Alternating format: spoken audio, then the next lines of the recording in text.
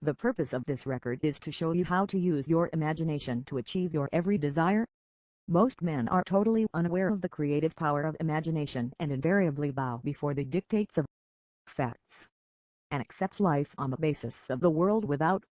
But when you discover this creative power within yourself, you will boldly assert the supremacy of imagination and put all things in subjection to it. When a man speaks of God in man, he is totally unaware that this power called God in man is man's imagination. This is the creative power in man. There is nothing under heaven that is not plastic as potter's clay to the touch of the shaping spirit of imagination. Once a man said to me, "You know, Neville, I love to listen to you talk about imagination, but as I do so, I invariably touch the chair with my fingers and push my feet into the rug just to keep my sense of the reality and the profundity of things." Well, undoubtedly he is still touching the chair with his fingers and pushing his feet into the rug. Well, let me tell you of another one who didn't touch with her fingers and didn't push that foot of hers onto the board of the streetcar. It's the story of a young girl just turned 17. It was Christmas Eve, and she is sad of heart, for that year she had lost her father in an accident, and she is returning home to what seemed to be an empty house. She was untrained to do anything, so got herself a job as a waitress. This night it's quite late, Christmas Eve, it's raining, the car is full of laughing boys and girls home for their Christmas vacation, and she couldn't conceal the tears. Luckily for her, as I said, it was raining, so she stuck her face into the heavens to mingle her tears with rain. And then holding the rail of the streetcar, "This is what she did," she said.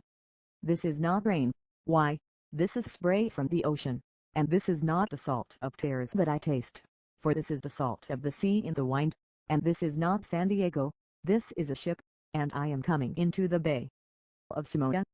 And there she felt the reality of all that she had imagined. Then came the end of the journey and all are out. 10 days later this girl received a letter from a firm in Chicago saying that her aunt, several years before when she sailed for Europe, deposited with them $3,000 with instructions that if she did not return to America, this money should be paid to her niece. They had just received information of the aunt's death and were now acting upon her instructions. 1 month later this girl sailed for Samoa. As she came into the bay it was late that night and there was salt of the sea in the wind. It wasn't raining, but there was spray in the air. And she actually felt what she'd felt 1 month before, only this time she had realized her objective. Now, this whole record is technique. I want to show you today how to put your wonderful imagination right into the feeling of your wish fulfilled and let it remain there and fall asleep in that state. And I promise you, from my own experience, you will realize the state in which you sleep, if you could actually feel yourself right into the situation of your fulfilled desire and continue therein until you fall asleep. As you feel yourself right into it, remain in it until you give it all the tones of reality, until you give it all the sensory vividness of reality. As you do it, in that state, quietly fall into sleep. And in a way you will never know, you could never consciously devise the means that would be employed, you will find yourself moving across a series of events leading you towards the objective realization of this state. Now, here is a practical technique. The first thing you do, you must know exactly what you want in this world. When you know exactly what you want, make as lifelike a representation as possible of what you would see, and what you would touch, and what you would do were you physically present and physically moving in such a state. For example, suppose I wanted a home, but I had no money, but I still know what I want. Without taking anything into consideration, I would make as lifelike a representation of the home that I would like, with all the things in it that I would want. And then, this night, as I would go to bed, I would in the state, a drowsy, sleepy state, the state that borders upon sleep, I would imagine that I am actually in such a house, that were I to step off the bed, I would step upon the floor of that house. Were I to leave this room, I would enter the room that is adjacent to my imagined room in that house. And while I am touching the furniture and feeling it to be solidly real, and while I am moving from one room to the other in my imaginary house, I would go to sound asleep in that state. And I know that in a way I could not consciously devise, I would realize my house. I have seen it work time and time again. If I wanted promotion in my business, I would ask myself, what additional responsibilities would be mine were I to be given this great promotion? What would I do? What would I say? What would I see?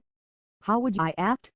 And then in my imagination I would begin to see and touch and do and act as I would outwardly see and touch and act were I in that position. If I now desired the mate of my life, were I now in search of some wonderful girl or some wonderful man, what would I actually find myself doing that would imply that I have found my state? For instance, suppose now I was a lady, one thing I would definitely do, I would wear a wedding ring. I would take my imaginary hands and I would feel the ring that I would imagine to be there. And I would keep on feeling it until it seemed to me to be solidly real. I would give it all the sensory vividness I am capable of giving anything. And while I am feeling my imaginary ring, which implies that I am married, I would sleep.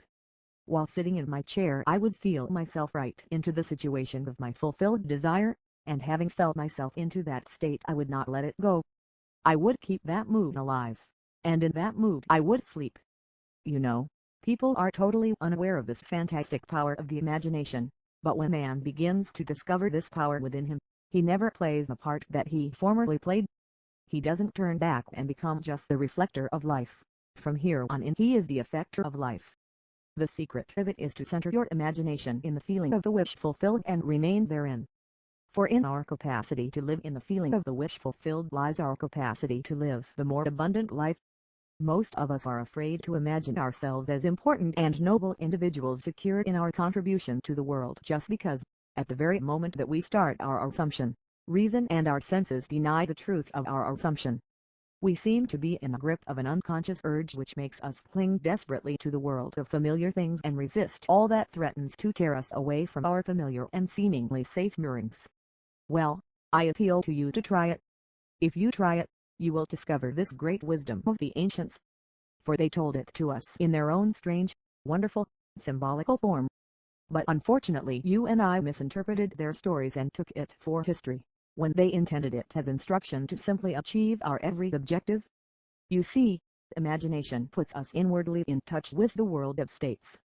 These states are existent, they are present now, but they are mere possibilities while we think of them.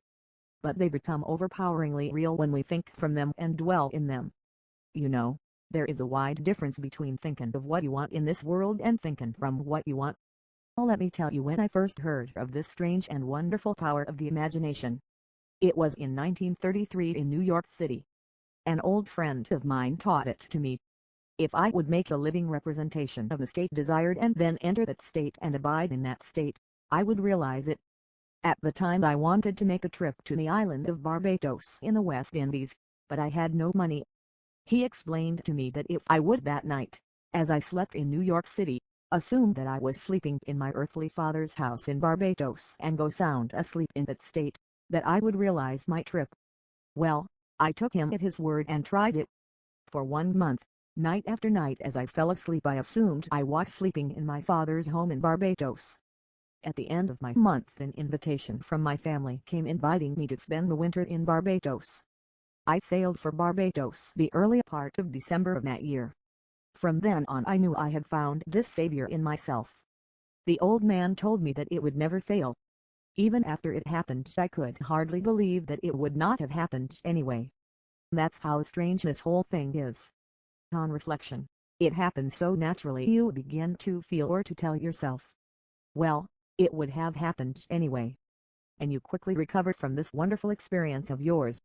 That never failed me if I would give the mood, the imagined mood, sensory vividness. I could tell you unnumbered case histories to show you how it works, but in essence it is simple. You simply know what you want. When you know what you want, you are thinking of it. That is not enough. You must now begin to think from it. Well, how could I think from it?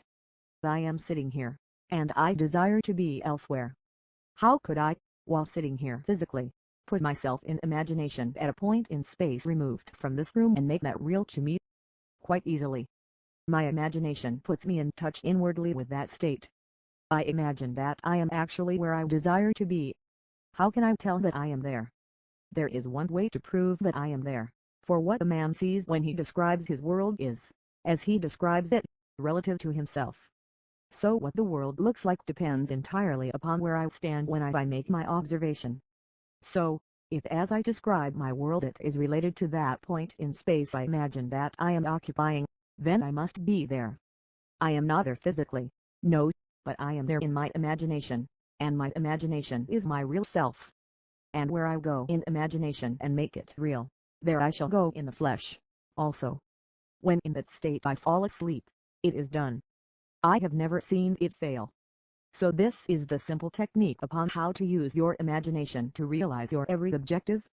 Here is a very healthy and productive exercise for the imagination, something that you should do daily, really the day as you wish you had lived it, revising the scenes to make them conform to your ideals. For instance, suppose today's mail brought disappointing news. Revise the letter. Mentally rewrite it and make it conform to the news you wish you had received. Or, suppose you didn't get the letter you wish you had received. Write yourself the letter and imagine that you received such a letter. Let me tell you a story that took place in New York not very long ago. In my audience sat this lady who had heard me, numerous times, and I was telling the story of revision. That man, not knowing the power of imagination, he goes to sleep at the end of his day, tired and exhausted, accepting as final all the events of the day. And I was trying to show that man should, at that moment before he sleeps, he should rewrite the entire day and make it conform to the day he wished he had experienced. Here is the way the lady wisely used this law of revision. It appears that 2 years ago she was ordered out of her daughter-in-law's home. For 2 years there was no correspondence. She had sent her grandson at least a dozen presents in that interval, but not one was ever acknowledged. Having heard the story of revision, this is what she did. As she retired at night, she mentally constructed 2 letters, one she imagined coming from her grandson, and the other from her daughter-in-law. In these letters they expressed deep affection for her and wondered why she had not called to see them. This she did for 7 consecutive nights, holding in her imaginary hand the letter she imagined she had received and reading these letters over and over until it aroused within her the satisfaction of having heard. Then she slept. On the 8th day she received a letter from her daughter-in-law. On the inside there were 2 letters, one from her grandson and one from the daughter-in-law. They practically duplicated the imaginary letters that this grandmother had written to herself 8 days before. This art of revision can be used in any department of your life. Take the matter of health. Suppose you were ill. Bring before your mind's eye the image of a friend. Put upon the face an expression which implies that he or she sees in you that which you want the whole world to see. Just imagine he is saying to you that he has never seen you look better, and you reply, "I have never felt better." Suppose your foot was injured.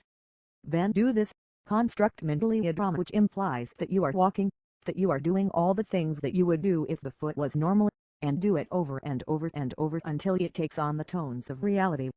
Whenever you do in your imagination that which you would like to do in the outer world, that you will do in the outer world, the one requisite is to arouse your attention in a way, and to such intensity, that you become wholly absorbed in the revised action.